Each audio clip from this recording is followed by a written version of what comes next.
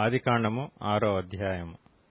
నరులు భూమి మీద విస్తరింపనారంభించిన తరువాత కుమార్తెలు వారికి పుట్టినప్పుడు దేవుని కుమారులు నరుల కుమార్తెలు చక్కని వారిని చూచి వారందరిలో తమకు మనసు వచ్చిన స్త్రీలను వివాహము చేసుకొండ్రి.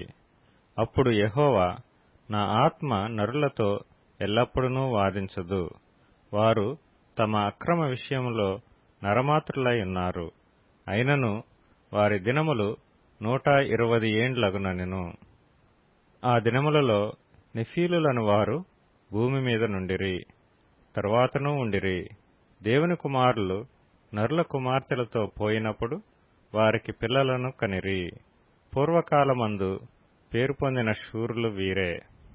నరుల చెడుతనము భూమి మీద గొప్పదనియు వారి హృదయం యొక్క తలంపులలోని ఊహ అంతయు ఎల్లప్పుడూ కేవలము చెడ్డదనియు యెహోవా చూచి తాను భూమి మీద నరులను చేసినందుకు యెహోవా సంతాపము నొంది తన హృదయములో నొచ్చుకొనెను. అప్పుడు యెహోవా, నేను సృజించిన నరులను, నరులతో కూడా జంతువులను, పురుగులను, ఆకాశ పక్ష్యాదులను భూమి మీద నుండకుండా తుడిచివేయదును. ఏలయనగా నేను వారిని సృష్టించినందుకు సంతాపము నొంది ఉన్నానెనెను. అయితే నోవహు యెహోవా దృష్టియందు కృప పొందినవాడాయెను. నోవహు వంశావళి ఇదే. నోవహు నీతిపరుడును తన తరములో నిందారహితుడనై యుండెను. నోవహు దేవునితో కూడా నడిచినవాడు. షేము, హాము, యాపెతను 3 కుమారులను నోవహు కనెను. భూలోకము దేవుని సన్నిధిని చెడిపోయి యుండెను. భూలోకము బలాత్కారముతో నిండియుండెను. దేవుడు భూలోకమును చూచినప్పుడు అది చెడిపోయి యుండెను. భూమి మీద సమస్త శరీరులు తమ మార్గమును చెరిపివేసుకొని యుండిరి. దేవుడు నోవహుతో, సమస్త శరీరుల మూలముగా భూమి బలాత్కారంతో నిండియున్నది గనుక నా సన్నిధిని వారి అంతము వచ్చియున్నది.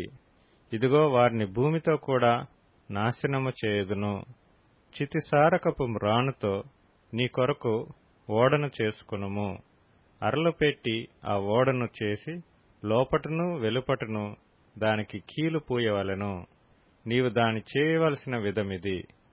ఆ ఓడ 300 మూరలు పొడుగును, 50 మూరల వెడల్పును, 30 మూరల ఎత్తును గలదై ఉండవలెను.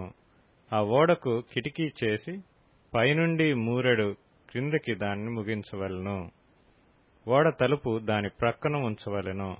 క్రింది అంతస్తు, 2వ అంతస్తు, 3వ అంతస్తు గలదిగా దాని చేయవలెను.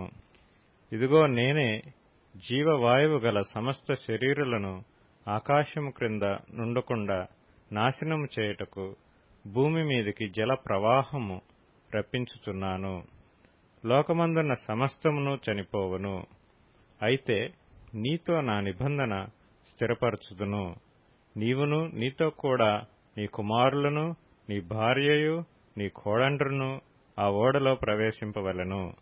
మరియు నీతో కూడా వాటిని బ్రతికించి ఉంచుకొనుటకు సమస్త జీవులలో అనగా సమస్త శరీరుల యొక్క ప్రతి జాతిలోనివి 2 చొప్పున నీవు ఓడలోనికి తేవలెను.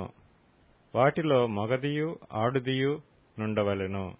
నీవు వాటిని బ్రతికించి ఉంచుకొనుటకై వాటి వాటి జాతుల ప్రకారము పక్షులలోను, వాటి వాటి జాతుల ప్రకారము జంతువులలోను, వాటి వాటి జాతుల ప్రకారము నేలను ప్రాకు వాటన్నిటిలోనూ ప్రతి జాతిలో 2 చొప్పున నీ యొద్దకు అవి వచ్చును.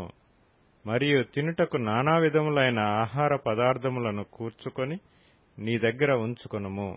అవి నీకును వాటికి నీ ఆహారమగునని చెప్పెను. నోవహు అట్లు చేసెను. దేవుడు అతనికి ఆజ్ఞాపించిన ప్రకారం యావత్తు చేసెను.